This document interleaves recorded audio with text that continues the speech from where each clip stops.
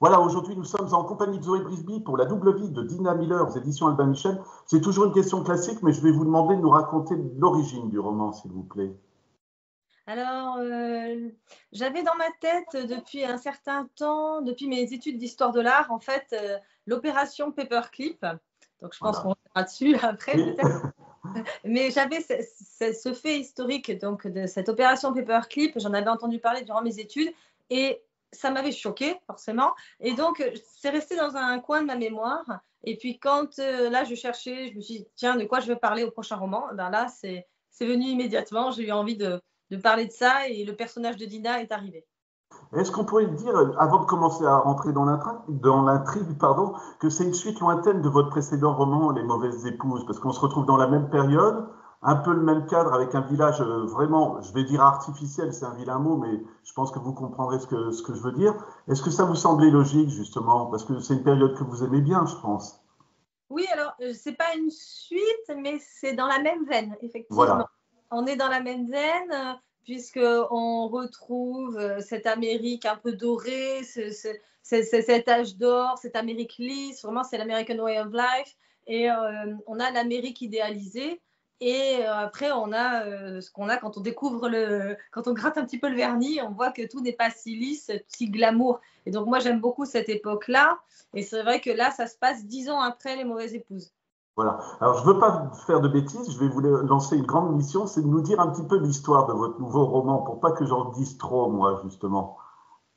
Ah, c'est difficile, c'est vrai, de parler trop, mais bon. En fait, on va suivre Dina Miller qui s'installe à Rocket District, un quartier huppé de Huntsville, en Alabama, en 1961. Et la particularité de ce quartier, c'est qu'il abrite tous les scientifiques qui travaillent à la NASA, qui vient d'être créée. La NASA, elle est toute jeune. Et leur famille. Et donc, ils habitent tous à Rocket District. Et il y a cette effervescence, puisqu'on veut à tout prix voir un Américain marcher sur la Lune. Et parce que là, on a les Russes qui ont envoyé Gagarine. Et donc, il faut vite rattraper ce retard. Et Dina va d'abord s'infiltrer gentiment dans la vie de cette communauté. Elle va trouver un emploi dans un diner. Mais en fait, on va se rendre compte que Dina n'est pas une jeune femme aussi innocente qu'elle en a l'air, puisqu'en fait, c'est un agent du Mossad, donc les services secrets israéliens, et qu'elle a une mission. Elle va devoir identifier, traquer et ramener en Israël un potentiel criminel de guerre nazi. Voilà, et c'est ce qui est assez passionnant, c'est que tout au long de l'intrigue, c'est à la fois des histoires, c'est des faits réels, je veux dire, et de la fiction. Est-ce que ça a été facile pour vous d'inclure ces éléments réels, justement? Ah oui, moi j'adore parce que quand je fais le travail de recherche, je me note tout un tas de petits détails. Moi, je veux vraiment que tout soit authentique et que ça donne envie au lecteur et que ça donne l'impression au lecteur de vivre en fait à cette époque-là et dans ce quartier. Et donc, ça passe par des sujets de conversation, par la politique, par des marques de maquillage, hein, puisqu'elles ont des femmes entre elles aussi. Donc, il y a la cosmétique, des parfums. Voilà, puis là, à l'époque, la grande icône de la mode, c'est Jackie Kennedy, donc ça revient. Et donc, il y a tous ces petits éléments qui, mis bout à bout, en fait, sont transformés carrément dans l'histoire. Et j'aime bien intégrer les faits historiques dans le roman. Je trouve que comme ça, on apprend plus sans avoir l'impression de lire un essai pour autant. Voilà, et j'ai l'impression que c'est important justement pour vous ce côté réaliste. Et malgré tout, est-ce que vous seriez d'accord pour dire que c'est aussi un thriller? Parce que moi, vraiment, comme on dit, je suis resté accroché tout le long du bouquin. Et je ne sais pas comment vous avez envisagé l'intrigue, justement. Ah, je voulais que ce soit intense. Oui, c'est réussi. Tant mieux, merci. Les Mauvaises Épouses, je voulais qu'il y ait une tension tout le long. Il y a une tension psychologique tout le long. Et là, pour la double vie de Dina Miller, je voulais que ce soit vraiment intense. Ça commence déjà par une scène forte, on va dire, le premier chapitre. Mais oui, la mécanique est un peu celle d'un thriller au final, puisque on a la mission, on sait qu'elle se met en danger également, Dina, mais on a aussi cette empathie pour elle. Et c'est ça que je voulais travailler. Je voulais vraiment que la psychologie des personnages soit fine, parce qu'au final, Dina, on se retrouve à l'apprécier alors que c'est quand même une tueuse. Oui. Et toute la question du roman, au final, elle est de se dire, est-ce qu'on peut faire le mal pour de bonnes raisons? Et ça se relie aussi à l'histoire avec l'opération Paperclip aussi. Voilà, bah justement, bah alors on y arrive quand même, on va en parler de cette opération Paperclip parce que Dina a une mission bien spéciale et je vous laisse nous expliquer pour quelle raison, parce que là aussi, ce sont des faits authentiques hein, finalement. Oui, en fait, l'opération Paperclip, c'est le fait que les États-Unis aient récupéré les savants nazis au sortir des camps. Parce qu'en fait, ce qui s'est passé, c'est que les États-Unis n'avaient pas du tout idée de tout le savoir qui avait été engrangé par les savants nazis, les médecins, les mécaniciens, tout. En fait, ils avaient utilisé les populations des camps comme cobayes et ça les a fait rapidement trouver des vaccins, par exemple. On a eu le vaccin contre le typhus qui a été développé dans les camps. Et donc, ces Américains se sont retrouvés avec tous ces savoirs, et notamment Werner von Braun, qui est le chef de tous ces savants, qui lui a développé un missile qui permettra plus tard, en fait, de propulser une fusée pour aller sur la Lune. Et donc, ils se retrouvent avec tout ça, ils se disent, mais qu'est-ce qu'on en fait? Est-ce qu'on récupère ça? Mais alors, ça veut dire qu'on récupère des gens qui ont une éthique très douteuse. Oui. Ou alors, est-ce qu'on le laisse ce savoir aller à la Russie? Et donc, en fait, on était avec une guerre froide qui se profilait. Donc, on avait les deux blocs qui allaient s'affronter. Et les États-Unis ont choisi de cacher tout le passé nazi de ces gens-là, de ces savants. Ils les ont américanisés, ils les ont amenés aux États-Unis avec leur famille, avec tout. Et on leur a souvent donné un autre nom. Et après, ils ont été complètement intégrés à la vie américaine. Et en 1955, ils ont été tous naturalisés américains. Et ils étaient vraiment... maintenant, quand on va à Huntsville, c'est la ville de Werner von Braun. Et on a carrément caché son passé nazi. Il est devenu une victime du Reich, alors que c'était un haut gradé quand même dans la hiérarchie des SS. Donc, c'est assez incroyable. Et donc, en fait, ça s'appelle Paperclip parce que c'était un trombone. Et c'était la manière qu'on avait de différencier ces savants-là. On leur mettait un trombone sur leur dossier. Et ce que je trouve assez passionnant, parce que justement, j'ai tellement apprécié votre roman que je suis allé sur le site de Huntsville, la ville, pour voir justement. Et c'est vrai que c'est presque justifié finalement. On atténue les actions de tous ces scientifiques pour dire qu'ils ont aidé le bien américain en construisant des fusées. Vraiment, c'est incroyable. Vous avez découvert des choses ou vous vous doutiez que ça pouvait aller jusque-là aussi, de lisser le passé? En fait, donc je savais déjà que Werner von Braun va devenir directeur de la NASA quand même. Oui. Donc, c'est grâce à un nazi que les Américains ont réussi à marcher sur la Lune. Donc ça, je le savais, mais je ne savais pas une autre partie des recherches. Et j'ai pas envie d'en dire trop parce qu'après, je vais déflorer un peu le roman en disant que les expériences ont continué. Après. C'est ça. Alors justement, je me permets de vous couper parce que je voulais vous en parler. Vous faites très bien de me dire qu'il ne faut pas en parler. Mais ça, c'est incroyable. Je ne le savais pas du tout. Comment vous l'avez découvert, ça? Oh ben ça, c'est vraiment en lisant toute la documentation. Maintenant, on a accès tous les documents du Pentagone, tout ça. Les chercheurs ont droit d'avoir accès à tous ces documents. Donc, on a des témoignages de l'époque, on a des rapports militaires. Alors, certains sont caviardés, hein, et d'autres non. Mais on a accès maintenant à ces informations-là. Et donc, moi, c'est dans tout mon travail de recherche que j'ai vu ça, et notamment des témoignages. Des témoignages de l'époque, donc de l'époque des camps. Donc ça, on a le procès Nuremberg, on a le procès des savants, mais des médecins. Et après, on a tout le côté expérience qui a continué, et notamment donc un peu sur la population noire, puisque c'est la ségrégation. Et donc ça, ce sont des témoignages, et ça a été dit notamment dans des comptes rendus de réunions avec Martin Luther King, entre autres. D'accord. En ségrégation. Ouais. Justement, moi, c'est assez passionnant votre roman, mais vous le dites aussi, c'est presque une question philosophique, c'est que est-ce qu'on peut utiliser le mal pour faire le bien finalement? Parce qu'à un moment, la personne qui doit être prise par Dina explique si ça n'avait pas été les Américains, ça aurait été les Soviétiques. Et c'est vrai que c'est bien embarrassant d'essayer de trouver une juste réponse, non?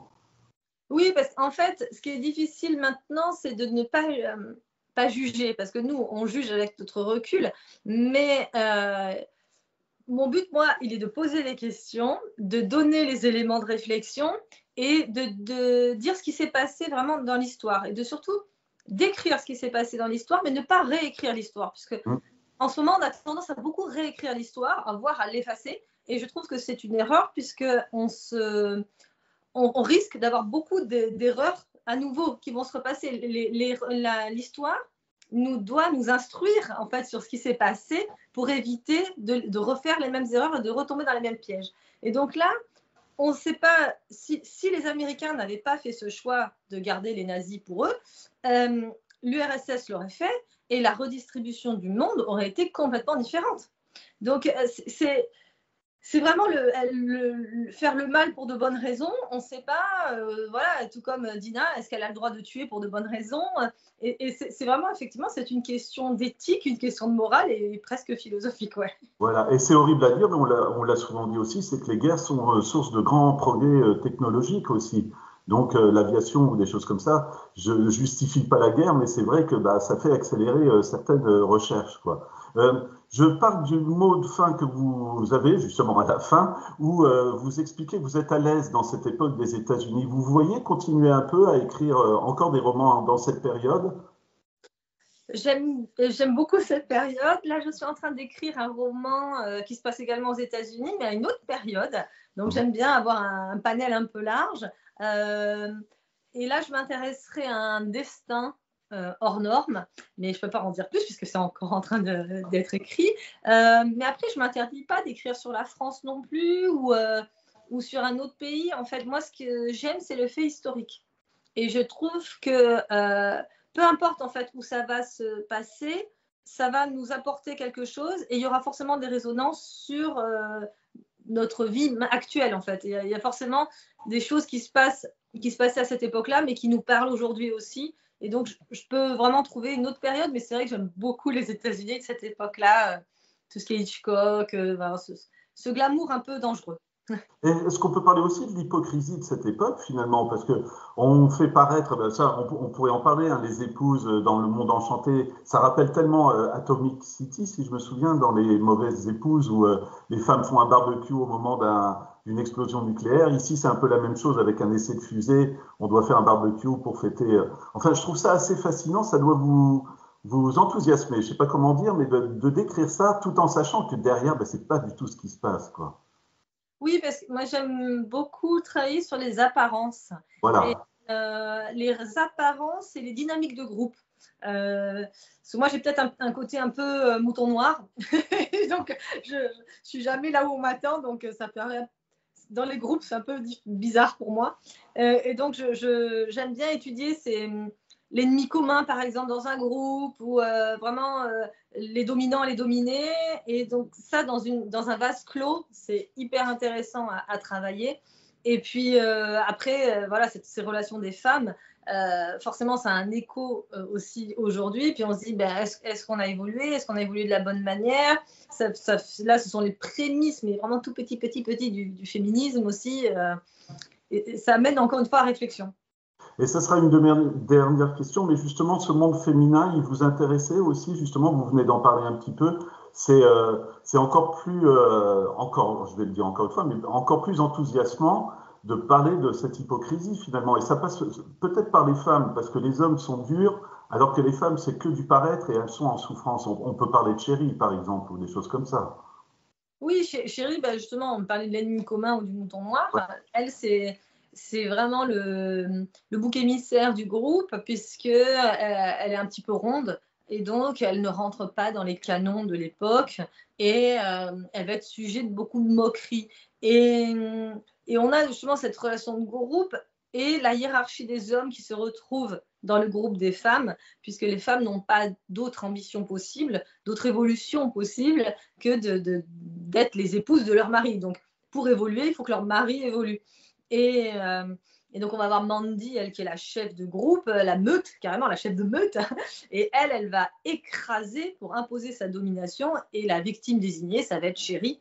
Et Chérie, grâce à Dina, mais Dina qui va devenir son amie, mais pas pour de bonnes raisons à l'origine, puisqu'elle veut s'approcher de sa cible, qui est le mari de Chérie, elle va au final lui permettre d'évoluer et d'exploser un peu tout ça, tout ce carcan.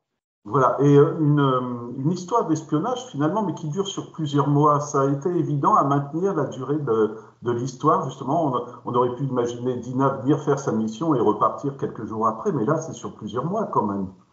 Oui, et justement, c'est difficile pour elle puisqu'elle a l'habitude d'expédier ces missions, puisqu'elle elle rencontre les anciens nazis qui, pour la plupart, sont réfugiés en Argentine, à Bariloche, et elle les tue, et puis hop, la mission est terminée. Mais là, c'est une mission différente, c'est une mission donc, qui se passe aux États-Unis, c'est une mission sur le long cours, et ça, elle n'est pas du tout habituée, d'autant plus qu'elle a interdiction de le tuer, ce chirurgien de Buchenwald, puisqu'il faut absolument, pour le Mossad, c'est important de le faire juger, tout comme l'a été Eichmann l'année précédente. Et donc, c'est différent pour elle, c'est difficile. Et moi, d'un point de vue écriture, je voulais que ça dure effectivement, il fallait que l'attention soit tout le long.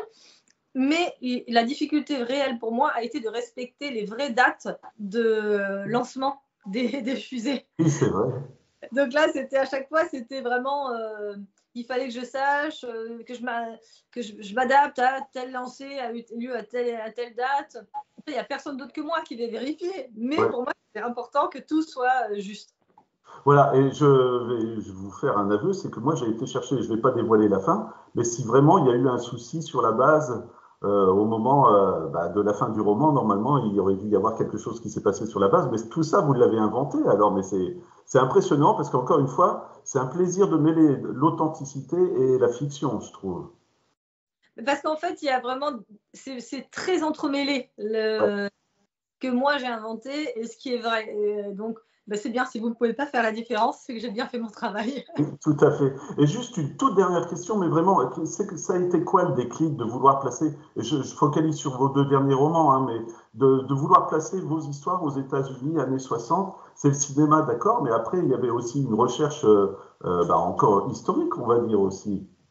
Oui, puisque en fait, tout part du fait historique que j'ai envie de raconter, que j'ai envie d'exploiter. Donc pour Les Mauvaises Épouses, c'était vraiment la vie si proche de la bombe atomique, et notamment la vie des femmes de scientifiques qui travaillaient sur la bombe atomique.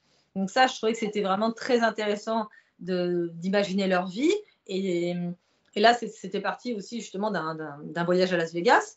Et pour la double vie de Dina Miller, j'avais vraiment cette opération Paperclip et le fait que toujours ces apparences en fait, ce jeu de va-et-vient entre ce qui est vrai et ce qui est faux, et donc c'est cette vie idéale, et en fait on voit que tout est faux, tout repose sur du faux, sur du mensonge.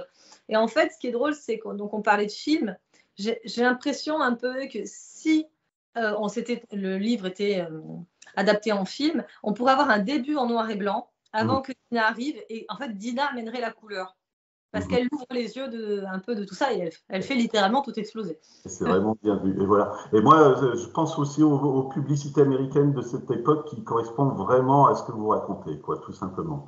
Voilà, Zoé. Ben, écoutez, je vous remercie. Je rappelle le titre de votre roman, c'est Zoé Brisby pour la double vie de Dina Miller aux éditions Albin Michel. Je pense que vous avez compris que je me suis régalé, donc je le conseille à tout le monde. Voilà. Merci beaucoup, Zoé. Merci Romain, c'est très gentil.